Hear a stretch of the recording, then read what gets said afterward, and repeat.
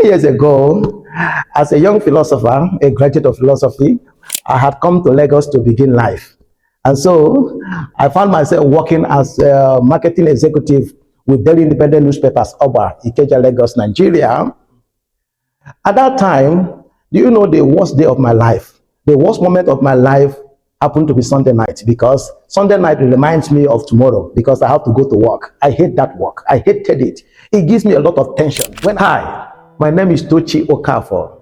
I'm a leadership and human capital developer, one of the very best and finest you can find in Africa in this field today. I have an interesting story that I want to share with you in this video. It's the story about how I found purpose and passion without knowing it at the time, simply because I hadn't known how to recognize the voice of purpose, the whisper of purpose. Maybe you are at that place in your life right now where you are praying and asking God to show you your purpose, where you belong in life, because when you find this place, you will stop comparing yourself, you stop really competing with anybody. You find your lane, and when you find your lane, you cease from being lost in the world, especially in this age of social media. And I pray that as you listen to this story, that you find how to recognize the voice and the whisper of purpose. Before I go into this story of mine, there's a piece of information about me that I want you to have. One thing I hate with my life, you have known me for a while, is that I hate mediocrity with passion. It is being average at the very thing you tell mankind, humanity, that you do for a living.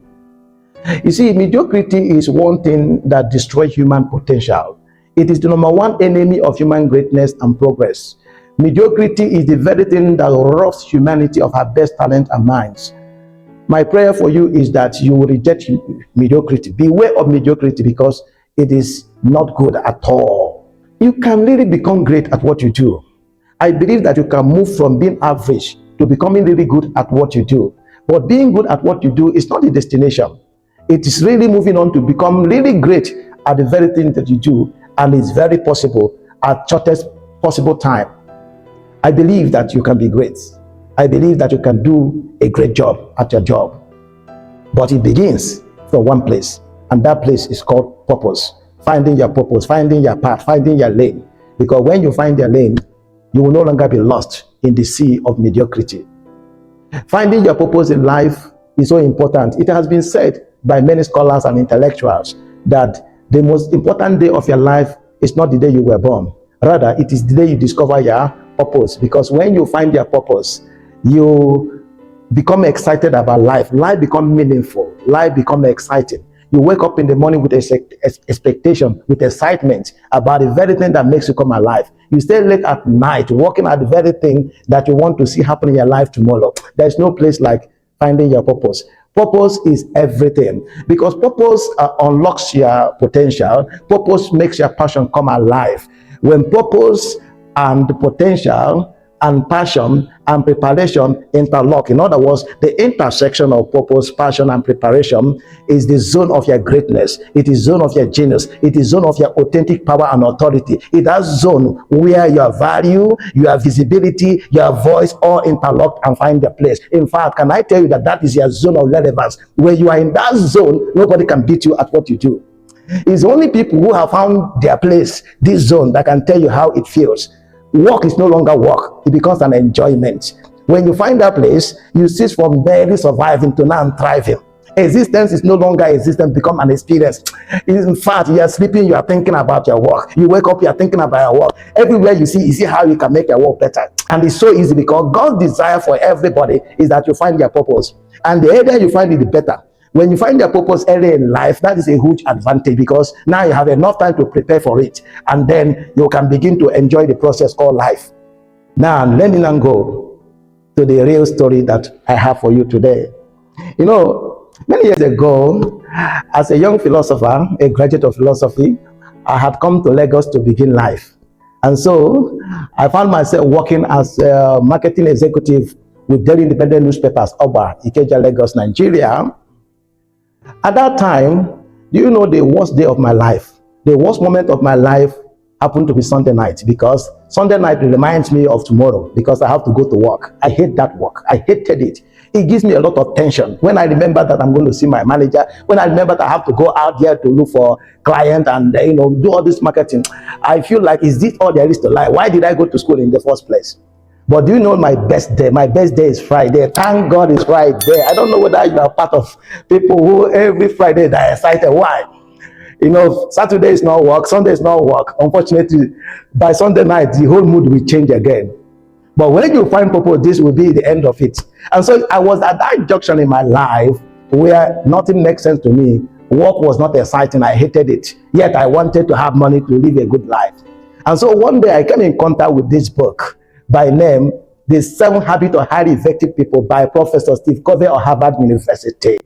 That book, thank God I saw that book. I think it was my younger brother who came home with it. I can remember how the book was brownish yet very old. But once I got hold of that book, I devoured it. I read it page to page. I underlined everything. I make notes. It was as if I was reading my life. It was as if I'm seeing my future. I was so excited about what I was reading.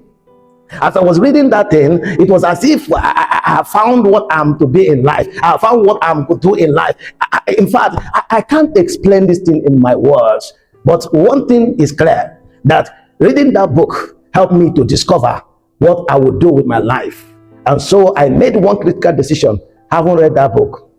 I made a decision that I was going to be very, very good at what I do. And that thing I was going to do based on that book I was reading was that I want to become an excellent human capital developer.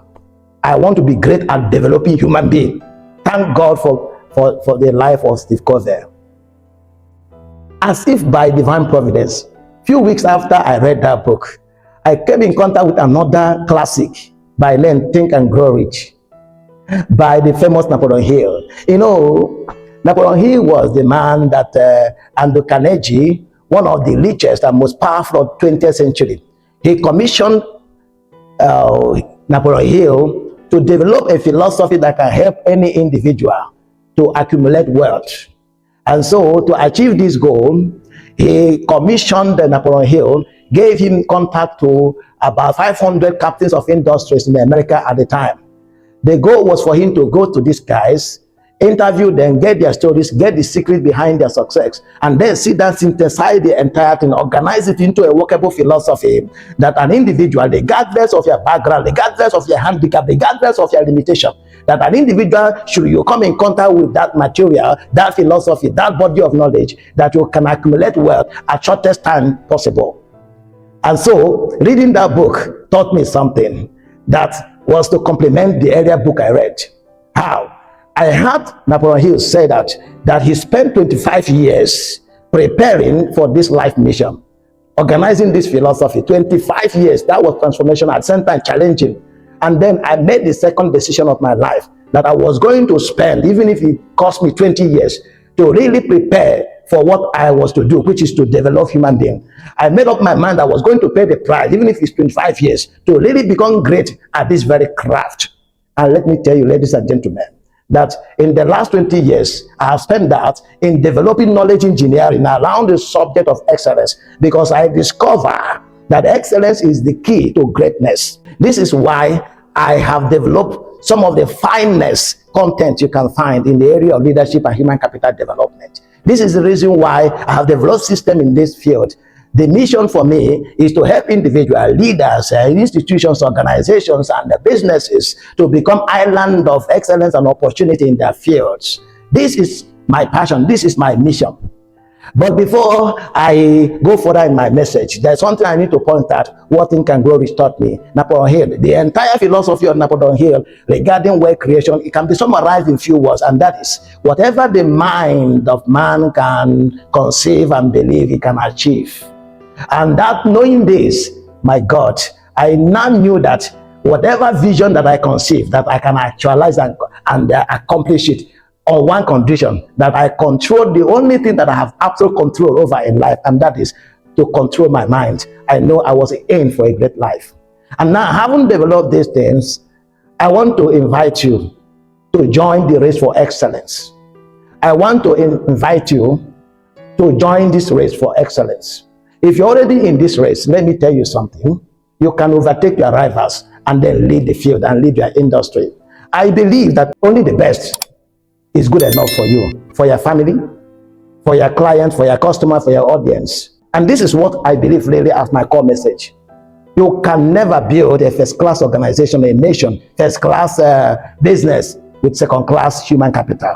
And you cannot build first-class human capital with inferior intellectual resources. This is why I have developed these materials. And I want to begin to share this on my social media platforms and channels.